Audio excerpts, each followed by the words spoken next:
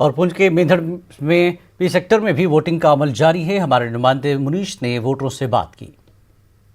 DDC election के 7वें मरहले में आज पुंछ जिले के मेंढर सब डिवीजन के 2 ब्लॉक में वोटिंग हो रही है, मेंढर ए और मेंढर बी।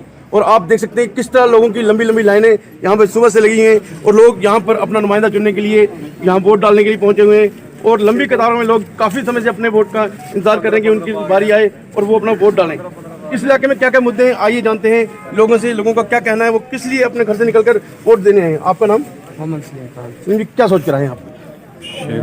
हम ये सोच के आए हैं कि ये पहली बार डीडीसी का चुनाव होने जा रहा है और ये इलेक्शन कमीशन ऑफ इंडिया की तरफ से ये तो अच्छा कदम है, क्योंकि हमारे यहाँ की जो बेसिक जो प्रॉब्लम्स हैं वो बहुत ज़्यादा हैं, जो मतलब आज तक यहाँ पे सॉल्व नहीं हो सकी। तो हम यही सोचते हैं कि हम कोई अच्छा कैंडिडेट जो है हम उसको चुनें ताकि वो हमारे जो मसाइल हैं उनका हल कर सकें। क्या क्या मसाइल है इस इलाके के?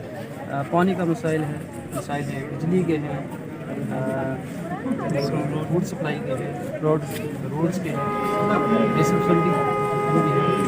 तो उम्मीद है कि आपको वो हल हो जाएंगे इसके बाद?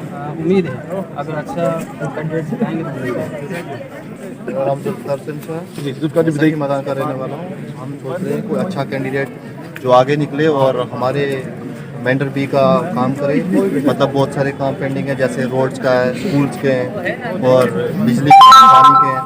अच्छा होना चाहिए कैंडिडेट जो काम कर सके। उम्मीद है कि आपको इसके बाद जो है हल होंगे? हमें लग रहा है अगर अच्छा आदमी निकला आगे तो काम जरूर करेगा वो।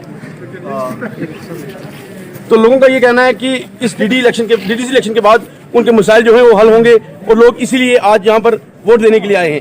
Munish Sharma, news 18, Mendhar B, Poonch.